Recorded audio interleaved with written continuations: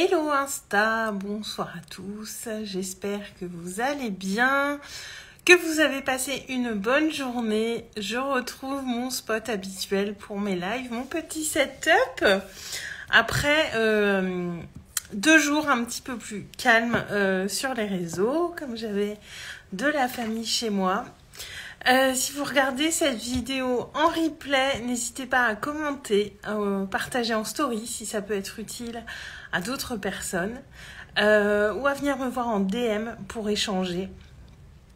Et aujourd'hui, je vais revenir sur j'ai envie de dire un fondamental dans nos vies, dans nos entreprises, dans tout ce qu'on fait, et c'est de se poser les bonnes questions. Et comment n'est jamais la première question à se poser. La vraie question importante à se poser, c'est pourquoi on fait les choses. C'est le sens qu'on met derrière les choses.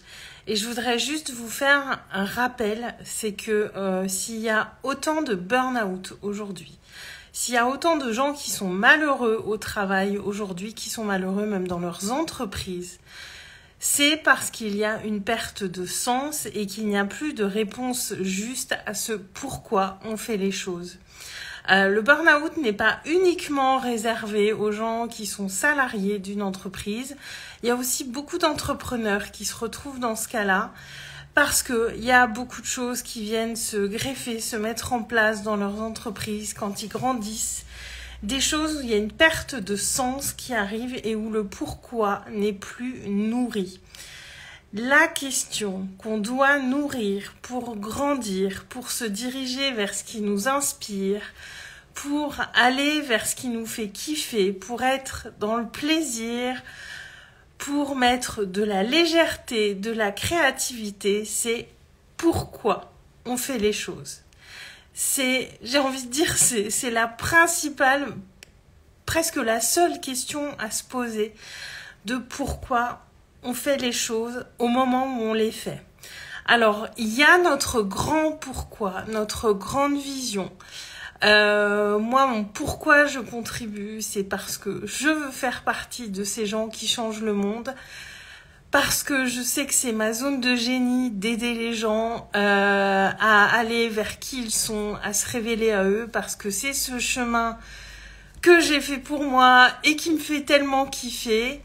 Ma grande contribution, c'est vraiment de créer des grandes choses pour améliorer le monde dans lequel on vit, améliorer mon monde, avoir de la liberté, vivre ma vie telle que j'ai envie de la vivre.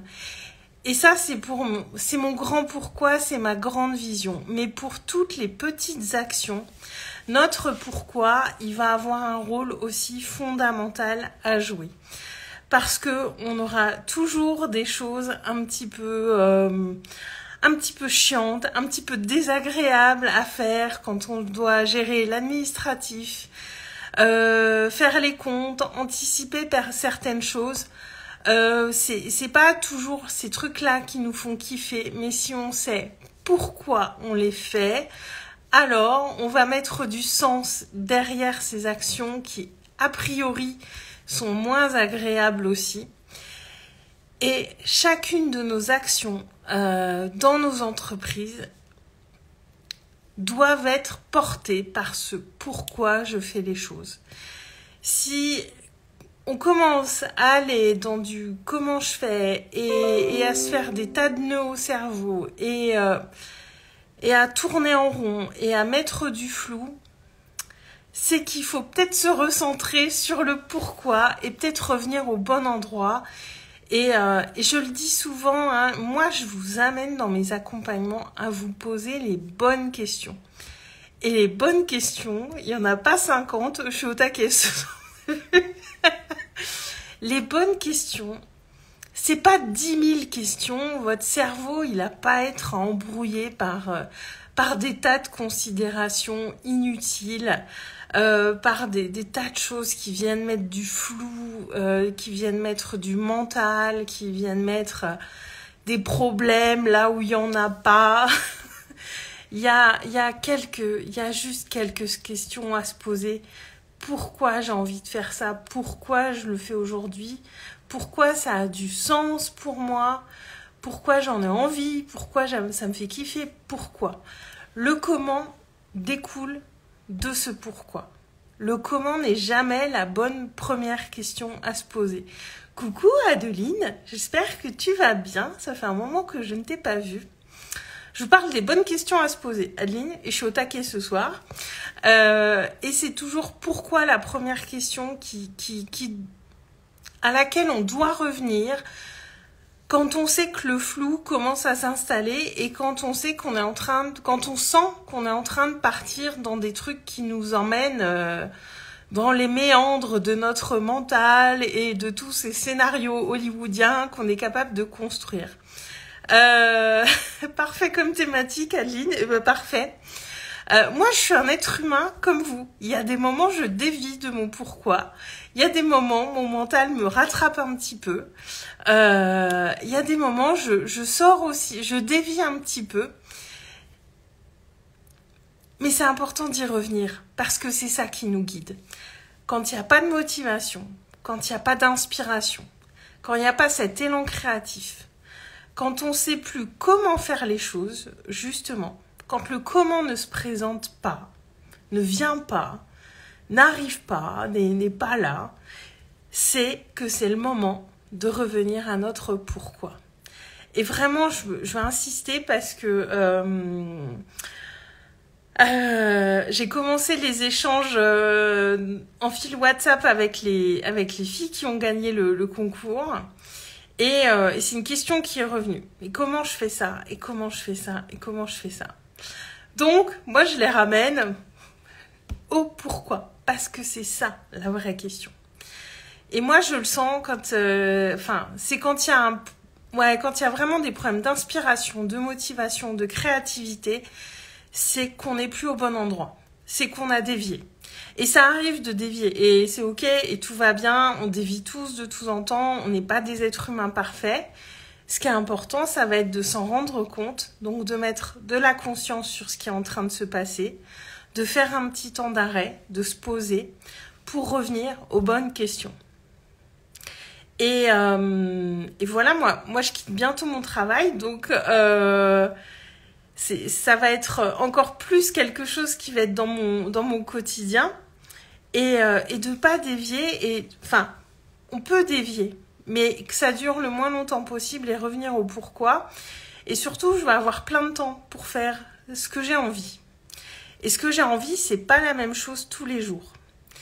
Et c'est un truc hyper intéressant que j'ai remarqué, c'est que quand on se pose la question de, voilà, qu'est-ce que j'ai envie de faire aujourd'hui, qu'est-ce qui m'inspire ? Eh bien, même les tâches un petit peu chiantes, un petit peu reloues, l'administratif, faire les comptes, passer un coup de fil qu'on n'a pas très envie de passer, eh bien, à un moment, cette action-là, elle va revenir à nous parce qu'on se reconnecte au pourquoi on l'a fait. Et ne pensez pas que en allant uniquement vers ce que vous avez envie de faire, vous allez forcément éluder les tâches un petit peu plus lourdes. Parce que c'est pas le cas en fait. Il y a des jours où ces tâches un petit peu plus lourdes, celles qui vous font moins kiffer, il y a des jours, elles vous feront envie et vous allez les faire. Et ça va aller beaucoup plus vite parce que ça va être aligné avec celle que vous êtes aujourd'hui, avec ce que vous avez envie de faire aujourd'hui. Et il n'y a pas besoin de se noyer derrière des to-do list à rallonge, derrière des routines contraignantes. Il n'y a pas besoin de s'enfermer dans tout ça. Plus on s'enferme et plus on vient enfermer aussi notre élan créatif, notre élan créateur même. Et on vient enfermer tout ça. Et ce qui est important, c'est d'aller ressentir vraiment si on est dans cette ouverture du cœur, dans ce sens de ce qu'on fait. Et encore une fois, je vous le dis, les burn-out, tout ce qu'on voit autour de nous, c'est un manque de sens. C'est pas forcément... alors ça peut l'être aussi, hein, mais moi, ce qui m'a mené à ça, c'était le manque de sens. On a besoin de mettre du sens vers ce qu'on fait parce qu'on est des humains. Je pense qu'on se sent jamais autant vivant que quand on est vraiment dans ce qui nous anime au plus profond de nous, quand ça a beaucoup de sens. Et dans ces moments-là, je crois j'en suis sûre même, on est capable de soulever des montagnes, de faire des grandes choses. Mais si on veut faire ces grandes choses, eh bien, il faut s'autoriser à se relier à ce grand pourquoi, à ce sens qu'on a envie de mettre derrière les choses. Adeline, burn-out égale manque de sens, totalement d'accord. Bah oui, puis c'est pas moi qui le dis, je veux dire, moi c'est mon vécu, mais c'est quand même la majorité des gens qui font des burn-out, ils le disent, c'est du manque de sens. C'est statistique, ça sort pas de moi, et c'est vrai. Et moi je m'en rends compte. Moi, dès que j'ai une journée où je suis moins connectée à ce qui fait sens pour moi, je me sens moins en forme, je me sens moins inspirée, je me sens moins motivée, et j'ai juste envie de rien faire. Et voilà, tandis que quand je me reconnecte à pourquoi je fais les choses, tout de suite c'est vachement plus joyeux, c'est vachement plus léger, c'est beaucoup plus agréable, j'y passe moins de temps, ça va beaucoup plus vite aussi, et non, ça sort pas de mon chapeau, et puis de toute façon j'ai pas de chapeau, donc donc voilà, vraiment, je sais pas comment vous le dire parce que je le dis souvent en fait, mais comment n'est pas la bonne question. Le comment, il se présente, il vient par lui-même. La bonne question, c'est pourquoi j'ai envie de faire ça. Pourquoi? Quel est le sens profond? Pourquoi au plus profond de moi j'ai envie de faire ce que j'ai envie de faire? Et peu importe ce que vous avez envie de faire, si vous avez envie d'être boulanger, menuisier, coiffeur, on s'en fout. C'est pourquoi vous avez envie de faire ça en fait. C'est le sens que vous mettez là-dessus. C'est quel plaisir vous avez à faire ça. C'est ce que ça vous apporte, en quoi ça vous nourrit, en quoi ça vous amène de la joie.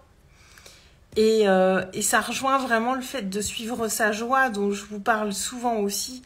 C'est ça, suivre sa joie, c'est aller vers pourquoi on fait les choses, vers le sens des choses pour nous.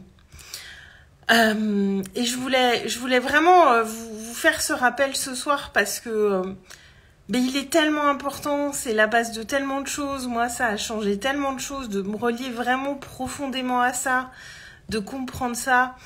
Et là, d'avoir les débuts des accompagnements aux vocaux avec les gagnantes du concours, c'est revenu 2 fois et j'ai dit, non, mais comment on s'en fout. Puis à la limite, j'ai envie de dire, comment moi, j'en sais rien en fait. C'est toi qui vas trouver la réponse en étant relié à ton pourquoi. Moi, je vous dis pas comment faire les choses. C'est pas mon job de vous dire comment faire les choses et j'ai pas envie de faire ça. Parce que ça me fait chier. Moi, je suis pas prof, je suis pas instite, j'ai pas envie de dire aux gens comment faire les choses. C'est pas des enfants. Moi, les gens que j'accompagne, c'est des adultes, c'est des gens qui ont envie d'être leaders, c'est des gens qui ont envie de prendre les rênes de leur vie. Et je suis pas là pour leur dire comment ils doivent faire les choses. Par contre, moi, je suis là pour les relier à vraiment ce qui est en eux profondément, les amener à cette connexion profonde. Et on le sent quand elle est là. Il y a un truc qui se passe. Il y a un truc qui se passe dans la voix, dans la présence. Le visage, il change. Il y a des choses qui se passent. Quand on est dans cet espace-là, dans cet espace du sens, il y a quelque chose qui bouge. Alors que quand on reste enfermé dans les comment je fais, ça fait pas vibrer. C'est pas ça qui fait vibrer. Ce qui fait vibrer, c'est pourquoi. Et je voulais vraiment vous amener ce rappel ce soir parce qu'il est fondamental. Il est fondamental. C'est vraiment le truc le plus important à se poser comme question. Et on est dans un monde où il y a plein de choses qui font pas de sens aussi, clairement. Quel que soit le domaine, il y a beaucoup d'endroits où il y a des choses qui n'ont aucun sens. Et venons remettre du sens dans nos vies, dans ce qu'on fait, dans nos actes. Même si c'est des toutes petites choses, on s'en fout, mais remettons du sens en fait. Et c'est ça qui fait qu'on change le monde, de remettre du sens là où il n'y en a plus à beaucoup d'endroits en fait. Et Et je pense que c'est ça notre job le plus important, entre guillemets, de remettre du sens là où il n'y en a plus, de remettre du sens là où on l'a perdu parfois. Et le comment il se présente, le comment les réponses, elles viennent avec beaucoup plus de facilité et beaucoup plus de naturel quand ça fait sens. Adeline, le comment a plutôt un effet démoralisateur pour moi. Ben oui, parce que quand on n'est pas dans le sens, dans ce pourquoi, et qu'on cherche comment faire les choses, si on n'est pas connecté à cette racine de profonde de pourquoi on va faire les choses, le comment, il devient super lourd, il devient chronophage, il devient, comme tu dis, il sape le moral. Le comment, tout seul, il n'est pas inspirant. Ce qui nous inspire, c'est pourquoi. Et le comment, il se présente. Et quand on est profondément connecté à ce pourquoi, même si le comment, il est un peu compliqué à mettre en place, on va y arriver parce qu'on va trouver toutes les solutions possibles tellement on a envie de le faire, en fait. Et ça devient presque un jeu aussi.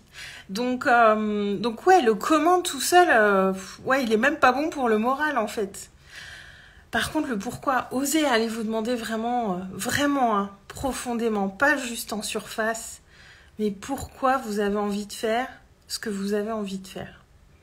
Vraiment, c'est la bonne question à vous poser.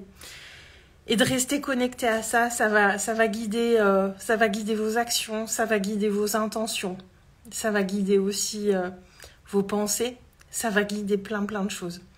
C'est puissant, c'est magique, et c'est vraiment profond, et c'est vraiment bon pour nous. Donc voilà, ce que je voulais vous dire ce soir, c'était important pour moi de vous le repartager ce soir avec ce qui s'est présenté aujourd'hui.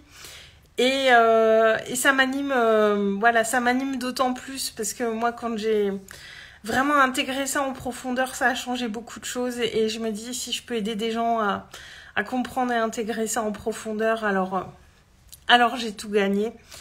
Et c'était vraiment le message que je voulais vous partager aujourd'hui. Et sinon, j'en profite pour vous reparler aussi de ma masterclass qui aura lieu vendredi prochain, la masterclass Conscience Libératrice, où il sera, évidemment, quand je parle de libération, c'est en grande partie de libérer sa créativité, de libérer ses idées, de libérer tout ce qui est en nous et qu'on laisse pas forcément s'exprimer. J'ai été assez silencieuse ces 3 derniers jours. J'étais en famille, j'ai profité. Là, je vais vous en reparler parce que c'est ma première masterclass. Je suis hyper impatiente. J'ai un petit peu le trac, mais je suis aussi hyper contente. Et voilà, l'idée, c'est de vous amener vraiment des prises de conscience, des compréhensions sur le fait que la conscience de soi va vraiment contribuer pleinement à libérer notre créativité. Vendredi prochain, Adeline, c'est à 13h. Donc c'est le vendredi, on sera le 21 et c'est à 13h. Il y aura un replay disponible pendant quelques jours, mais soyez là. Parce qu'il y aura aussi des interactions. Enfin, soyez là, si vous pouvez, évidemment. Soyez là. Il y aura aussi des interactions parce que je crée cette masterclass aussi pour passer un vrai moment d'échange avec vous, un vrai moment de partage. Ça faisait longtemps que je voulais faire une masterclass et j'avais pas encore osé, j'avais pas encore pris le temps, j'avais un petit peu repoussé. Mais en fait là, je suis vraiment trop contente.